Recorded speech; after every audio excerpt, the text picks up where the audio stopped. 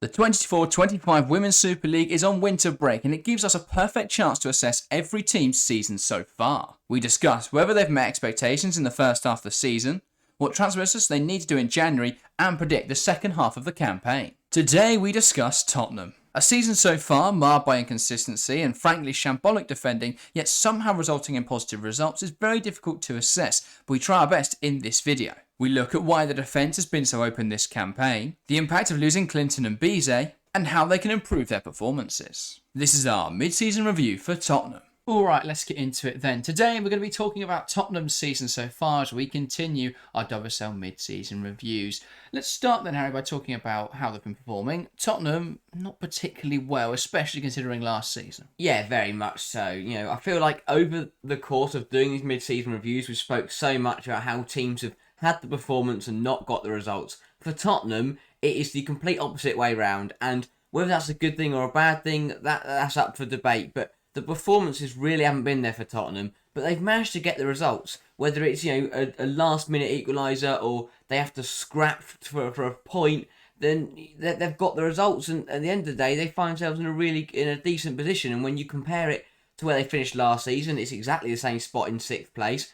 And if they were to keep that up over the second half of the season, that would be a decent finish. But yeah, as you say, the performances really haven't been good enough.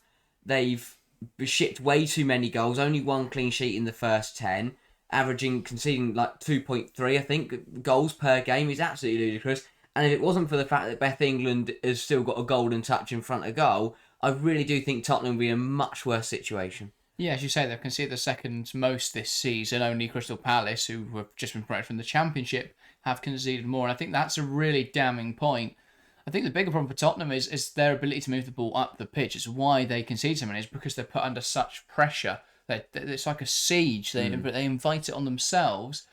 They're unable to play out from the back. They're unable to progress the ball. We spoke about, you know, what they're missing from this season that they had last season. Quite simply, it's Grace Clinton and Bizet. You know, you look at their numbers in terms of ball progression this season, and they're not able to move the ball forwards. And while Raso and Naz are good wingers in their own right, this system was made functional by players like Clinton and Bizet, or well, those 6 specific players actually, and it isn't working at the moment. Yeah, very much so. I think that in recent weeks, that is exactly what we've seen. We've seen players just not really working. In the first few weeks, it was a bit of a mess. We kept seeing, you know, we saw at times we saw Naz up front and Beth England out on the right wing. We obviously Raso was out injured for a portion of the first half of the season. Vilahamn was doing making some very strange decisions personnel-wise. The system and selection seem to have changed every week. Yeah. It's really difficult to build any sort of consistency or momentum off the back of that. Yeah, that front three, as you say, has chopped and changed. We've seen England, Thomas, and Naz all lead the line at some point this season. We've seen Beth England, one of the best goal scorers, play out on the wing. Thomas has had minutes. She's barely played up front. Yeah, and that's been a huge problem because she had a decent campaign last year when she led the line. When she's not leading the line, she's obviously not got that desired impact, and that's why we're in a situation where, apart from Summerlin, who scored 2 goals, which have been a free kick and a penalty, no other player has scored more than 1 goal. Raso's got 1, Naz has got 1, and I think and obviously England's got 5. Yeah, England's got 5. That's the problem, is that obviously it's not a problem. Beth England's scoring loads of goals brilliantly, but if Beth England was for some reason to lose form, they're not going to score a goal. And that is a huge problem, because then suddenly they'll end up shipping loads of goals and not scoring any up the end of the pitch. Yes, as you say, they are fortuitous to find themselves where they are in the league, but they are in 6th. That is a simple fact of it. They're only 6 points off Brighton. They're 2 points ahead of Aston Villa behind them. I think the fear for Tottenham, the thing for Tottenham is, realistically, I can't see anyone other than Villa and Liverpool catching them. Maybe Everton, if they do indeed get Chloe Kelly, which they're apparently being linked at the moment, which would be an incredible transfer, a loan deal to the end of the season, but still would be really useful for them. So I don't really see Tottenham slipping to last. I don't really see them being drawn heavily into the relegation battle, but it is still a risk, and I think that they'll be keen to push on, raise that performance level before the end of the season, and find themselves in a more comfortable position. I mean, there's a very good chance they're going to be in the League Cup semi-finals, in the Subway Cup semi-final against Chelsea. That's a game where they want to be competitive, because they're 1 game away from a final there, and at the moment it just doesn't feel like they will be based on current form. But it's definitely an opportunity to. And then suddenly, you know, if that does happen, if they beat West Ham, you bring it into a scenario where they had a cup final last season and then a cup semi-final this season, and you kind of forget what's been going on in the league. And that's the thing. I think that Tottenham will be competitive in those last games of the Subway Cup, because we've seen at times for 90 minutes they can play well. Beth England can score a goal. They can only concede 1 or 2 goals, and they can make it a really competitive game.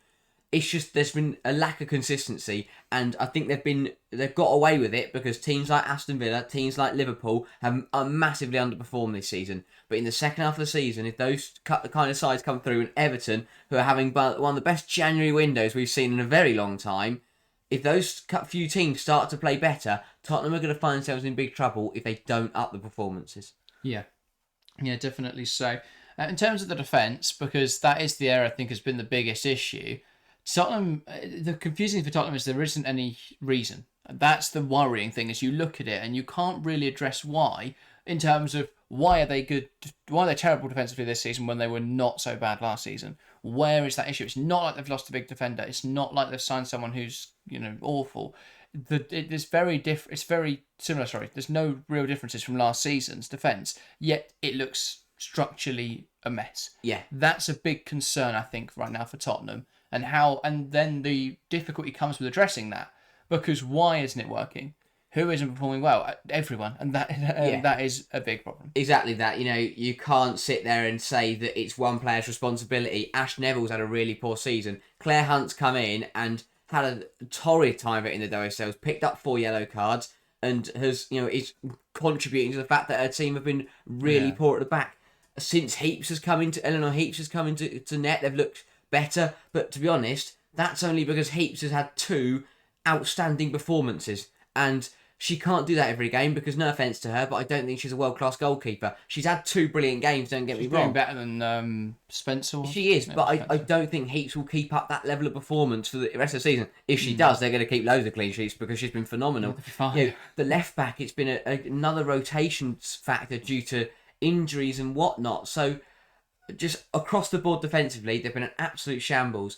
And there's 2: either they have to change something structurally, or they have to swap out the whole back line. Obviously, the easier one to do there is to change it structurally. I think a bit of both is probably the correct answer. I think, yes, there's issues with the structure.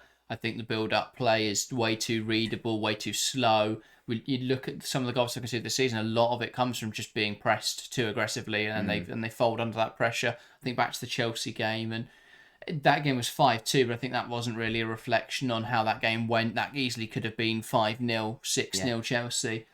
Tottenham's goals were very fortunate in their manner. So, yeah, I think that's the problem. When you look at these Tottenham results, and on paper it looks like they've not had too bad a season, but the performances and the underlying numbers all point towards a Tottenham side who are really dysfunctional. But yeah, as I say, I think a lot of it comes from the build-up. I don't think the build-up is particularly good. I think that's something they need to work on, whether that's bringing in centre-backs who are more comfortable playing with the ball at their feet, or whether it's changing the system so it's not so reliant on them being good with the ball at their feet.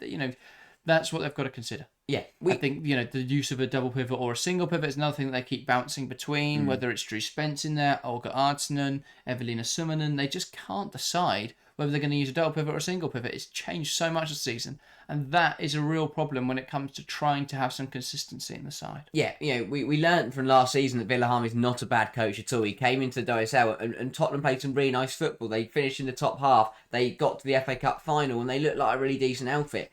Now, it's been very, very bizarre what's happened this season, and as you say, there's been no consistency, and I think Vilahamn does have to take some of that because, as you say, it's been so reactive. Everything just keeps changing. The selection of players changes every single game. As you said there with the pivots, changes every single game. So I get that Vilahamn wants to change things and wants to try and work out what is going to work best, but that he won't get that if things are changing every single game, because he's not even giving it a chance to work out before he changes it again, and we'll never know if the previous idea would have potentially worked. So I think reactive is the perfect word. If you think to Tottenham's performances this season, you can sense the danger coming before it comes. And I mean, the City game, you think back to that one, Grillo scored after 30 seconds. Yeah, way too easy for him. And there's been some real, and the reason they're sixth is because the games are kind of balanced out.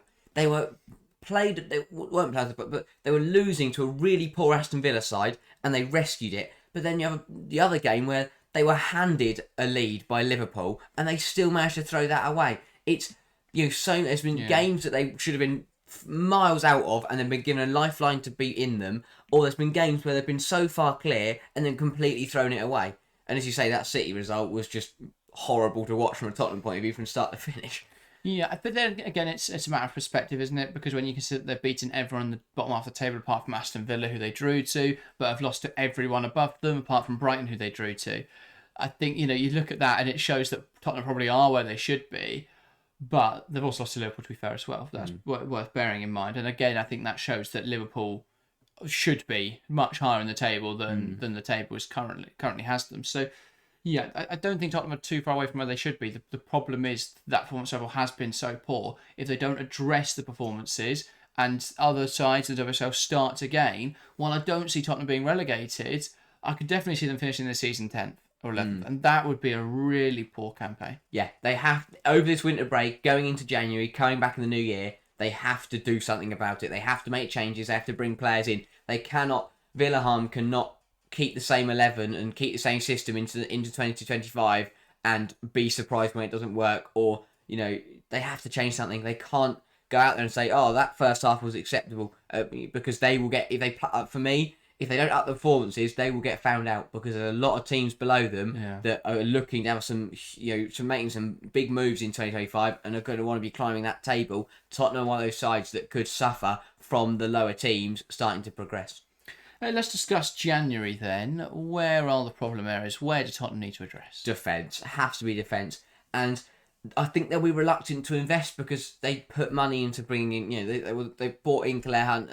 When you bring players into a back line, when you any position, when you bring players into a position, you don't want to then have to feel like you have to reinforce that position again in the next window. But that's where Tottenham are at. They reinforced in the back line. But again, we're in a situation where they need to bring more players in. They have to be honest and say that I don't think Claire Hunt has really worked out as a signing. And they have to bring, for me, a centre-half is pivotal, because Bartrett's been okay. Hunt's been really poor. They have to bring someone else in to compete with those couple centre-halves, because, they can't afford to go out there and defend like they have done in the first half of the season. Yeah, I think that you're right there. Centre-backs would be useful. I think full-backs another area they could look at. I think midfielders as well, because while there have been performances this season where you can go, some of them was good here, or Spence played well here, it's just not been consistent in there. And it doesn't, again, it's hard to pin on one individual or a certain individual, because I don't think Spence, Artisan and Summerlin are bad players too. I think all of them are good players in their own right. But this season, they've all been fairly poor. So it's really difficult, therefore, to address that issue head on. I think bringing someone in who's better at receiving the ball under pressure, who's better at progressing it, with a slightly longer range of passing, I think is what they lack, and a bit of positional discipline, a bit more positional discipline, I think would be really helpful.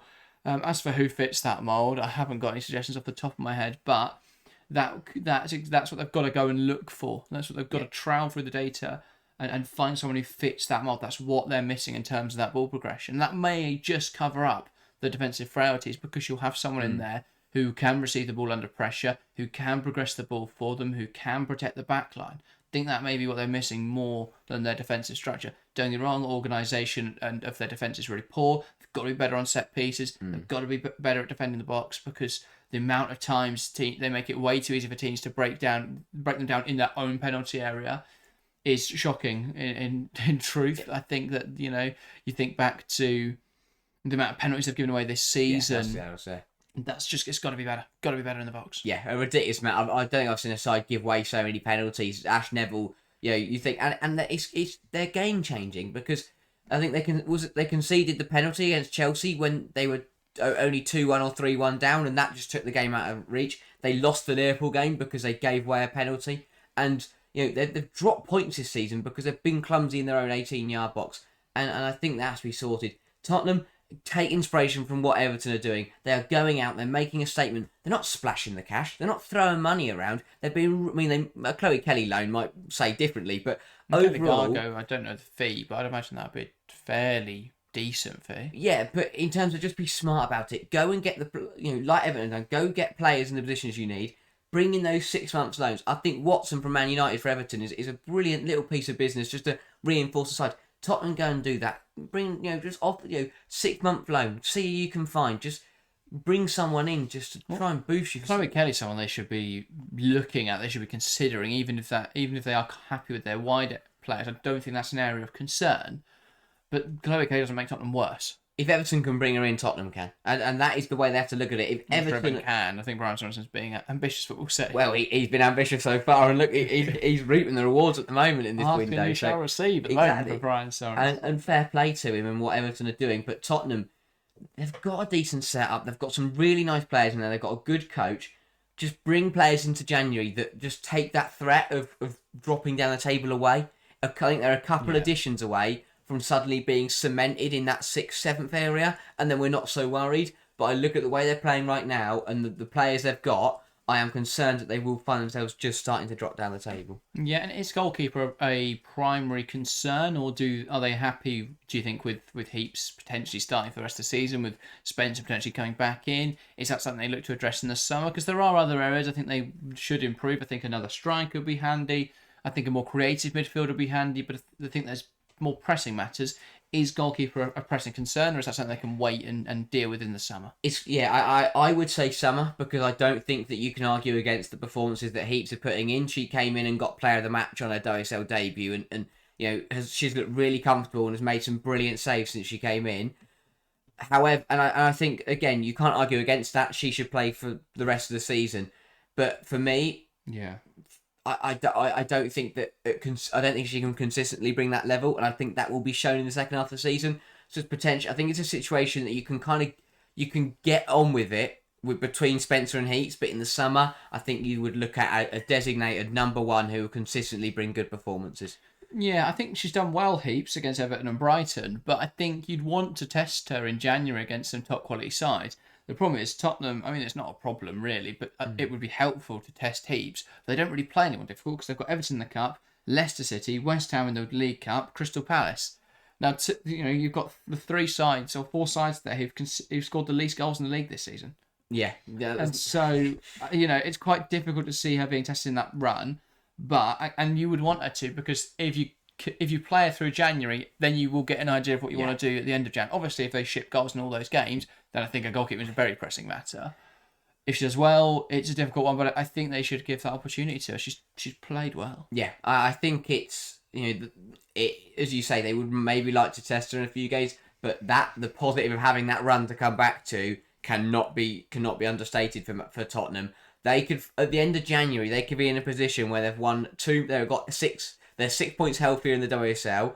They've got, they'll be in could be in the semi-finals of the League Cup and could be in the round of 16 of the FA Cup. If they come out at the end of January and they can say all those things, then suddenly they've set themselves up for in a brilliant position to push on into the second half of the season.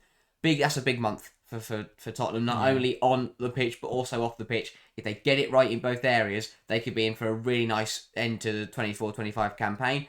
But as they say, if they lose a couple of those games, if they don't bring in reinforcements, it could be a long end to the season. Too is talking about what they should do, haven't spoken about what they already have done. Signing of Olivia Holt, the Danish attacking midfielder, coming in from Rosengard, the champions out in Sweden, I believe, if I'm not mistaken.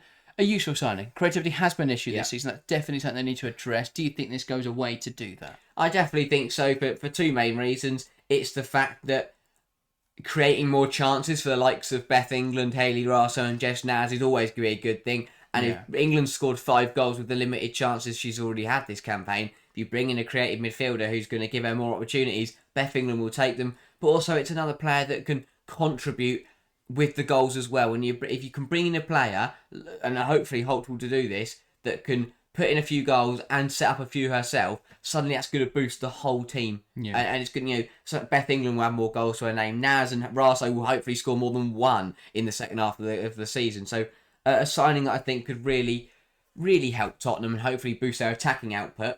So if they can address their defensive problems, then I think their attack might be able to sort itself with a good signing there. Yeah, she's got 29 goals in 39 matches over the last 2 seasons, so definitely someone that can add goals to this side. She can play as a wide forward or as like a second striker type role. So I think this is definitely going to add a lot to their attack, and it's an attack that definitely needed some firepower. I think if you bring in some defence as well, it's a good window there for Tottenham.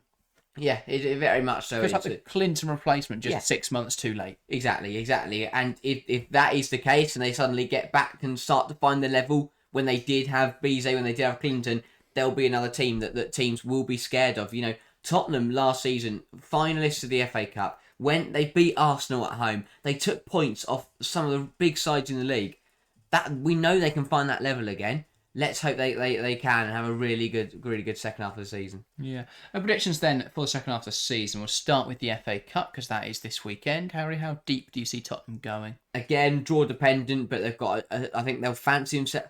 I think Everton. They'll fancy themselves against Everton, but I think that's tougher than they'll realise. If this Everton side turns up on form if they play like they did at the end of 2024, if they've got Gargo, if they've got Watson starting, if they've somehow got Chloe Kelly by this weekend, I doubt it slightly now, saying it is Thursday, but overall, I think the Tottenham have to be careful they don't lose that game. So they could find themselves out of the FA Cup in the round of 32 stage. If they beat Everton, they'll fancy themselves to go a little bit deeper, but I don't think they'll get anywhere near the final like they did last year. No, I could see them losing to Everton right now. I know Tottenham fans won't want to hear that, but I think Everton are in good form. I think they're a side who we've seen this season Brian Sorensen set up really effectively for certain oppositions. So I think over 90 minutes, Tottenham could definitely lose this. I think Everton are a good side. So we'll see. On the Women's League Cup, I can't see any way they lose to West Ham, really. I think they should be winning that. If they were to lose, that would be a huge embarrassment. But they should win that. Then they'll play Chelsea in the semi-finals. Or Durham. Or Durham, let's not rule it out. They'll play Chelsea or Durham in the semi-finals. That will be a very difficult game if that is Durham.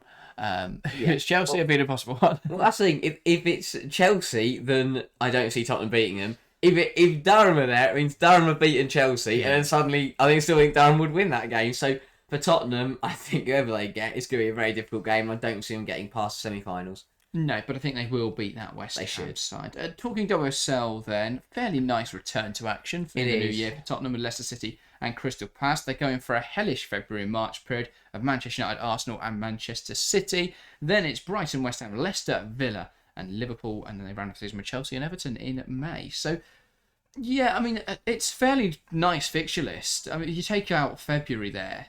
If you ignore the fact that February's going to be horrible, they settle into it quite nicely. They end the season quite comfortably. They'll play Chelsea on penultimate game week, where they will be hoping that neither of them have anything to play for. In the sense that Tottenham can't really go up, can't really go down, and Chelsea may well have won the league by that point. Yeah. If indeed Chelsea are still in the title, if there is still a title fight there, then obviously that will be a much more difficult game for Tottenham. But I think this fixture's quite kind. I could see them finishing sixth. I wouldn't be surprised if there was a slight drop off. I think people may be surprised by that, but I think the performances will go up. The results might not, which is a bit of a weird one. But it's difficult to see them being able to overperform like they have in the first half of the season, even if they play better. Yeah, personally, I think they will drop down the table a little bit, but not through any fault of their own. I just think that Liverpool will come back swinging in the second half of the season. a big addition for them. Yeah, and I think Everton. I mean, I'm worried about this Everton side because I think Brian Sorensen is starting up this super team that and Everton they're coming out with a point to prove. So I think both Merseyside clubs are going to come out swinging, and I think Villa. If they appoint a manager at any point this window. Well, Sean Goater's army might be enough just to fly up the league. So we'll see what happens there. But yeah, Tottenham, I think they will drop off, but I don't think it'll be necessarily because they play badly. I just think there's a couple teams below them that could end this season incredibly well. Lovely stuff. I think that just about rounds up everything we wanted to talk about today. If you are a Tottenham fan or just a general fan, give all the comments below. Give your thoughts on what we've been talking about today. If you're new to the channel, make sure to hit subscribe and you can join our community over here on YouTube. That was everything from us today. Go and check out the rest of our reviews. We've done one on every WSL club so far. So yeah, I'm sure you will enjoy those. We've got one more to go tomorrow with West Ham. But that is everything from us today. Thank you guys very, very much for watching and we'll see you next time. See ya.